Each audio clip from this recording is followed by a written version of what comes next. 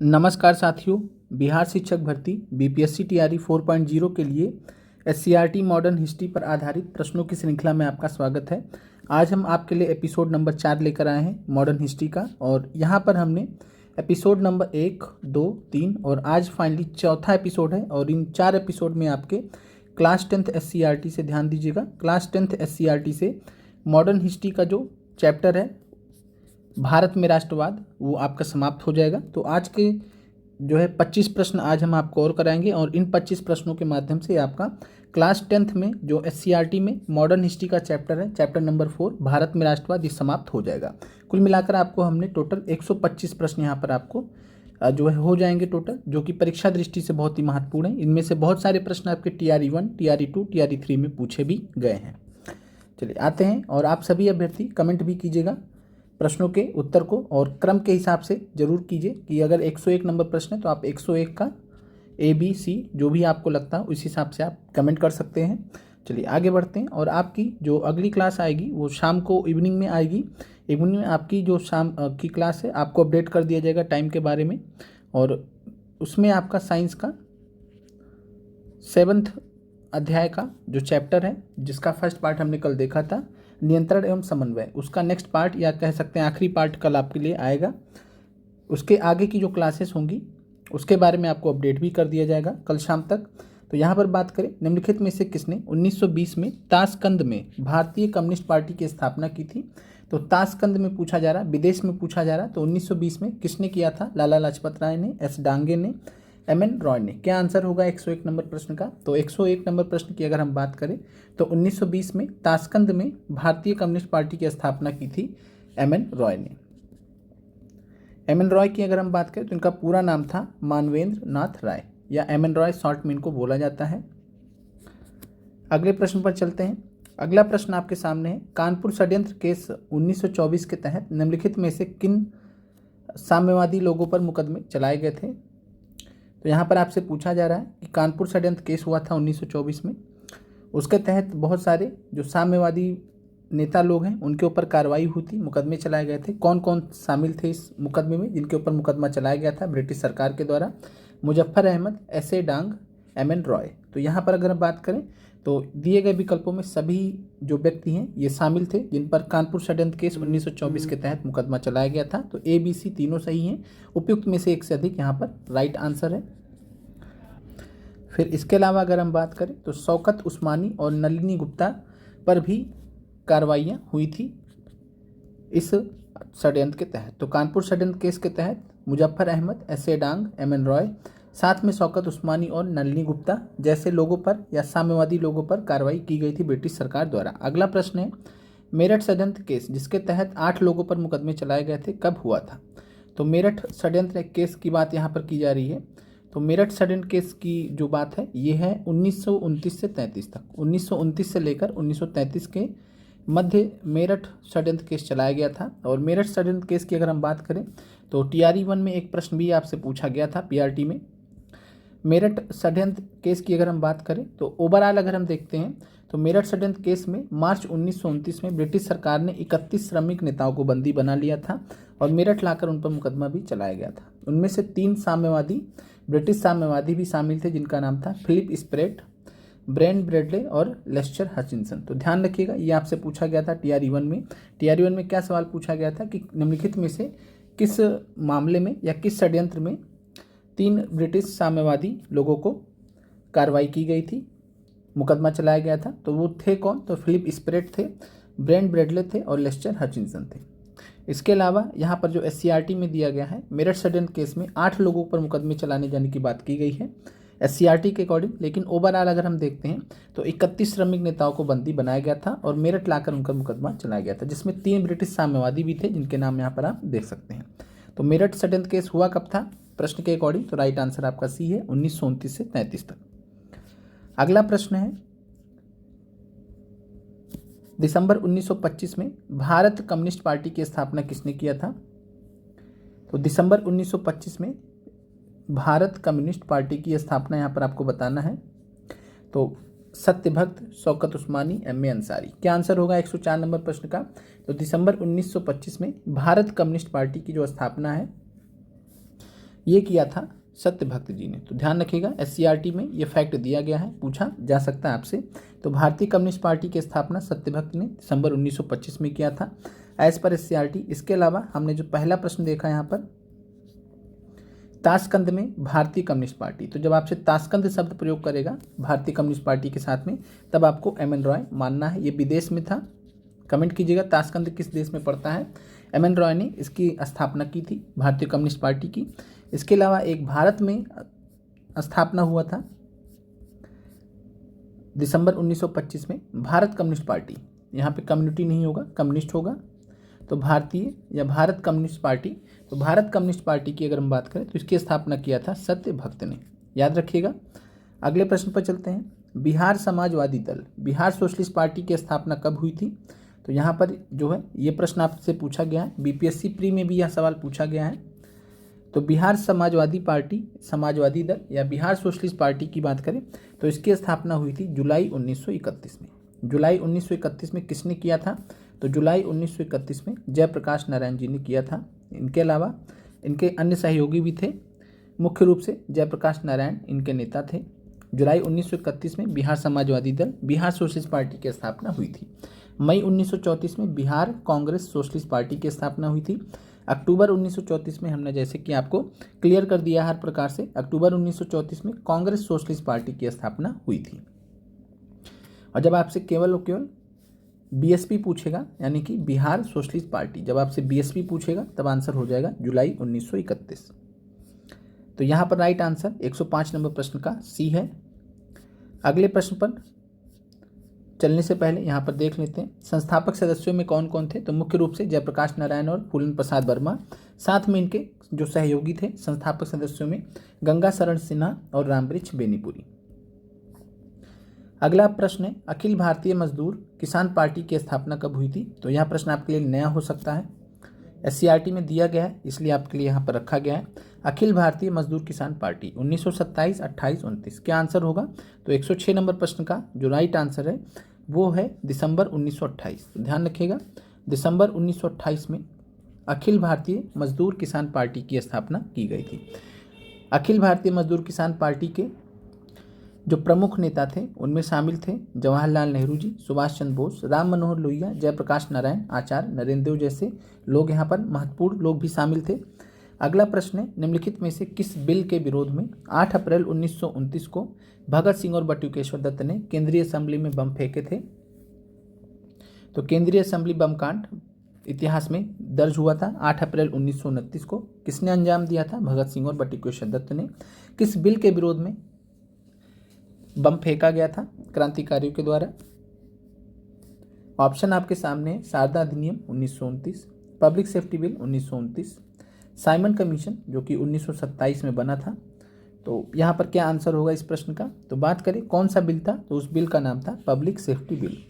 Public safety bill 1929 और साथ में ट्रेड डिस्प्यूट बिल भी था। दो बिल थे जिनके विरोध में बम फेंका गया था। Trade dispute bill, trade dispute bill, तो पब्लिक सेफ्टी बिल 1929 या ट्रेड डिस्प्यूट बिल, दो बिल थे जिनका विरोध था और उन्हीं विरोध को दर्ज कराने के लिए भगत सिंह और बटुकेश्वर दत्त ने 8 अप्रैल 1929 को केंद्रीय असेंबली में बम फेंके थे। अगला प्रश्न है, निम्नलिखित में से फॉरवर्ड ब्लॉक के संस्थापक कौन थे। महात्मा गांधी, पट्टाभी सीतारामैया, सुभाष चंद्र बोस। तो फॉरवर्ड ब्लॉक की अगर बात करें तो फॉरवर्ड ब्लॉक की स्थापना की थी सुभाष चंद्र बोस ने। कब किया था, तो 3 मई 1939 को। 3 मई 1939 को फॉरवर्ड ब्लॉक की स्थापना की थी नेताजी सुभाष चंद्र बोस ने। और उसका कारण क्या था, तो कारण था कि 1938 में तो जो है सुभाष चंद्र बोस जी कांग्रेस के अध्यक्ष बने। 1939 में जब कांग्रेस के अध्यक्ष बने तो विरोधाभास हुआ और पट्टाभी सीतारामैया को इन्होंने हराया था अध्यक्ष पद जीतने से पहले।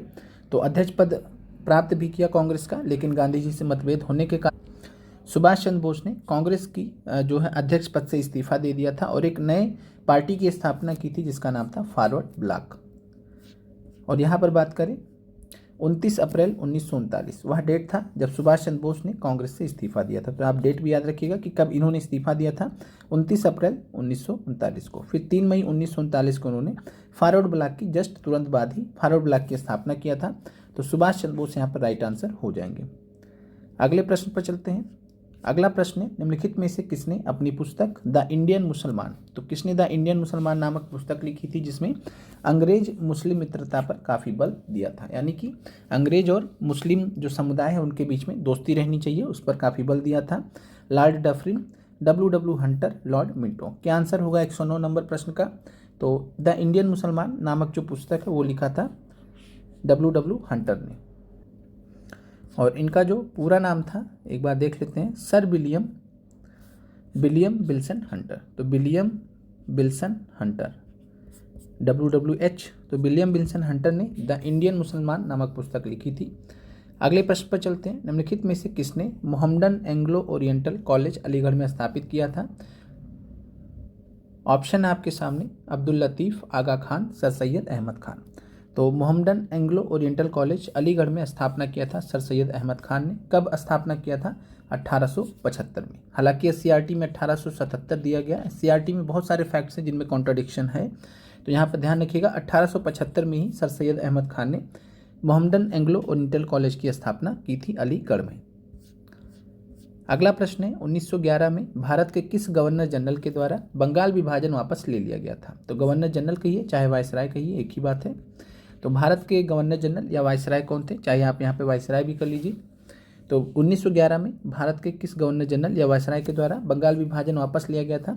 तो राइट आंसर है लॉर्ड हार्डिंग। और SCERT में भी जब आप जाके देखते हैं तो लॉर्ड हार्डिंग शब्द का प्रयोग किया गया है। ये हमने आपको तब भी बताया था जब TRE 3 का एग्जाम हुआ था, पेपर हुआ था, आंसर की जब हम आपको बता रहे थे तब भी हमने आपको समझाया था कि लॉर्ड हार्डिंग शब्द का प्रयोग NCERT SCERT में किया गया है। तो आप यहाँ से देख सकते हैं ये प्रश्न भी हमने बनाया है SCERT क्लास 10 से, जो कि आप जानते हैं, वहाँ पर भी लॉर्ड हार्डिंग शब्द का प्रयोग किया गया है। किनके लिए? तो जो कि 1910 से लेकर 1916 के बीच में भारत के गवर्नर जनरल या वायसराय थे। तो लॉर्ड हार्डिंग का शब्द का प्रयोग कॉमनली किया गया है, यही हम कहना चाह रहे थे। लेकिन बहुत सारे अभ्यर्थियों ने उस प्रश्न में ई विकल्प का चुनाव किया था, क्योंकि जो है लूसेंट जैसी पुस्तकों में Lord Hardinge first, Lord Hardinge second के चक्कर में फंस गए थे, इस वजह से प्रश्न को गलत कराए थे। तो यहाँ पर आपको ये भी समझना था। तो बंगाल विभाजन जो है लॉर्ड हार्डिंग ने वापस लिया था 1910 से लेकर 16 के बीच में, ये भारत के गवर्नर जनरल या वायसराय थे। लॉर्ड चेम्सफोर्ड की बात करें तो 1916 से 21 के बीच में भारत के वायसराय थे।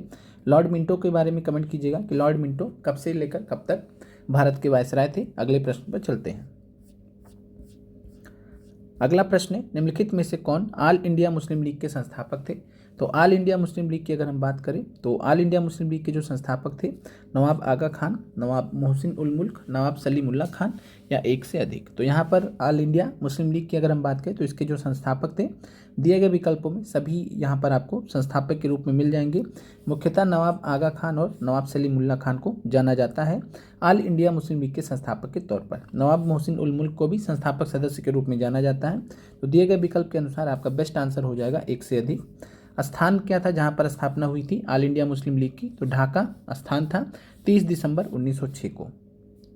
अगले प्रश्न पर चलते हैं। निम्नलिखित में से किस अधिनियम द्वारा धर्म के आधार पर पृथक निर्वाचन मंडल की शुरुआत की गई थी? मॉन्टेग्यू चेम्सफोर्ड सुधार 1919 के द्वारा, भारतीय परिषद अधिनियम 1892 के द्वारा, मार्ले मिंटो सुधार 1909 के द्वारा या उपयुक्त में से एक से अधिक। तो यहाँ पर राइट आंसर है मार्ले मिंटो सुधार 1909, जिसको हम भारत परिषद अधिनियम 1909 भी कहते हैं।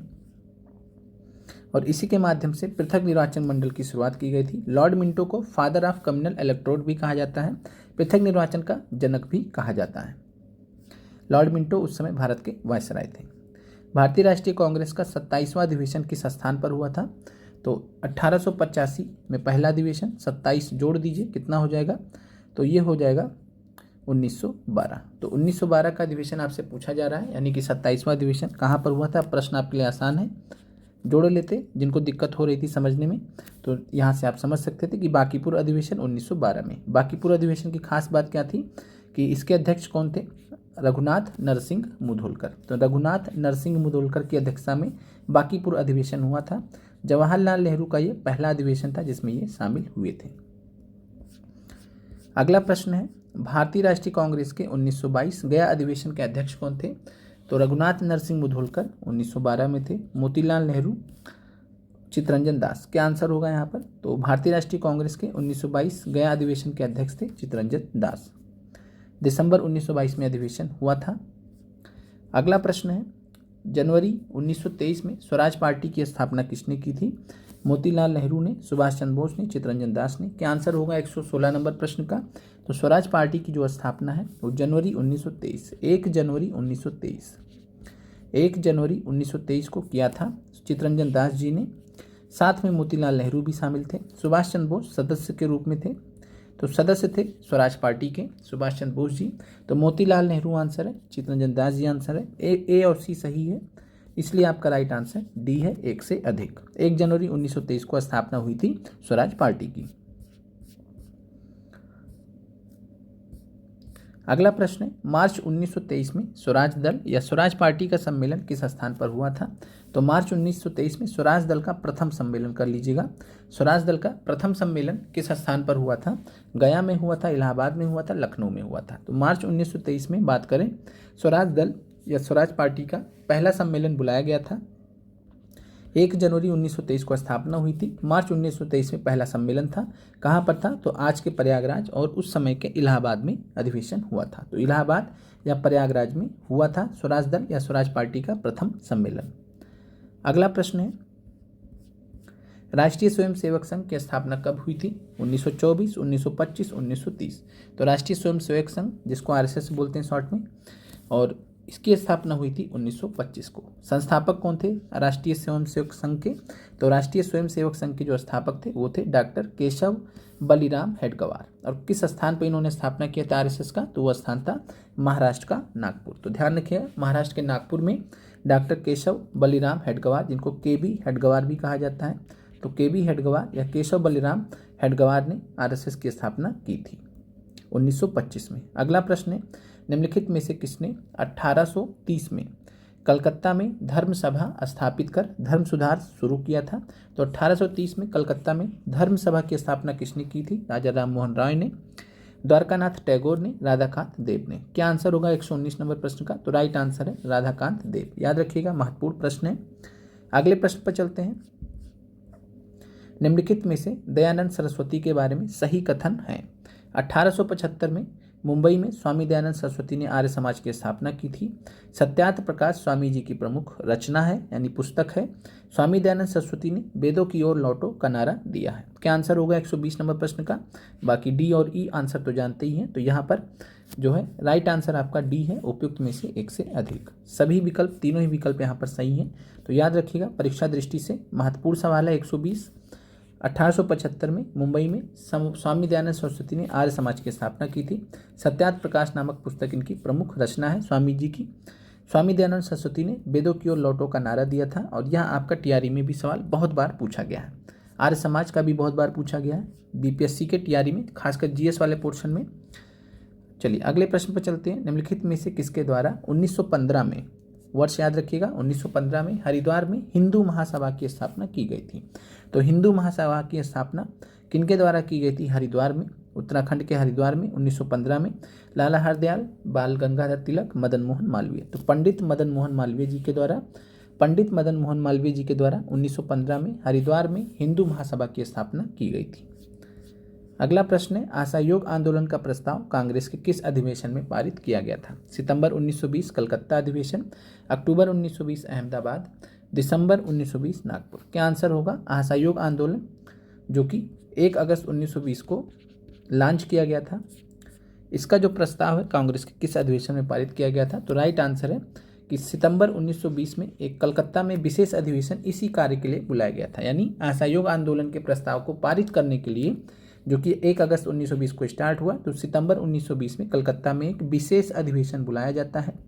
विशेष अधिवेशन जो बुलाया गया, इसके अध्यक्ष कौन थे कल सितंबर 1920 के कलकत्ता अधिवेशन के? तो ये थे लाला लाजपत राय। तो ध्यान रखिएगा, लाला लाजपत राय की अध्यक्षता में सितंबर 1920 में कलकत्ता का विशेष अधिवेशन हुआ था, जिसमें असहयोग आंदोलन का प्रस्ताव कांग्रेस ने पारित किया था। तो यहाँ पर राइट आंसर हो जाएगा। इसके अलावा अगर हम बात करते हैं तो दिसंबर 1920 का जो कांग्रेस का नागपुर अधिवेशन था, इसमें क्या किया गया था, तो दिसंबर 1920 के कांग्रेस के नागपुर अधिवेशन में, जिसकी अध्यक्षता सी विजय राघवाचार्य ने किया था। तो सी विजय राघवाचार्य 1920 के दिसंबर के वार्षिक अधिवेशन में जो है कांग्रेस के अध्यक्ष थे। तो इसमें कलकत्ता अधिवेशन के प्रस्ताव की पुष्टि की गई थी, यानी असहयोग आंदोलन के प्रस्ताव की पुष्टि कर दी गई। स्वशासन की जगह पर स्वराज का लक्ष्य प्रस्तावित किया गया था, ये भी ध्यान रखिएगा। भारतीय राष्ट्रीय कांग्रेस का वार्षिक अधिवेशन दिसंबर 1920 में महाराष्ट्र के नागपुर जिले में आयोजित किया गया था। अध्यक्ष थे सी विजय राघवाचार्य। तो याद रखना आपको, जो विशेष अधिवेशन हुआ इसकी अध्यक्षता कलकत्ता में किसने किया, लाला लाजपत राय जी ने। फिर जो वार्षिक अधिवेशन जो कि दिसंबर 1920 में, हर साल दिसंबर में वार्षिक अधिवेशन होता था, तो इसकी अध्यक्षता की थी सी विजय राघवाचार्य ने। अगला प्रश्न है, वल्लभ भाई पटेल को सरदार की उपाधि किस आंदोलन के दौरान दी गई थी? बारदोली सत्याग्रह या आंदोलन, चंपारण सत्याग्रह या खेड़ा सत्याग्रह? तो किसके दौरान दी गई थी? तो वल्लभ भाई पटेल को सरदार की उपाधि बारदोली सत्याग्रह 1928 या बारदोली आंदोलन 1928 के दौरान दी गई थी। अगले प्रश्न पर चलते हैं। अगला प्रश्न है, रंपा विद्रोह कब हुआ था? आप रंपा विद्रोह कभी भी गूगल करेंगे तो रंपा विद्रोह आपको देगा 1922 से 24 के बीच में देगा। लेकिन रंपा विद्रोह एक्चुअली में जो स्टार्ट हुआ था, SCRT में जो जानकारी दी गई है, SCRT में जो जानकारी दी गई है, रंपा विद्रोह जो असल में स्टार्ट हुआ था वो स्टार्ट हुआ था 1916 में। आगे हम इसके बारे में भी देखेंगे। तो 1916 में वास्तविक रूप से रंपा विद्रोह एज पर SCRT स्टार्ट हुआ है।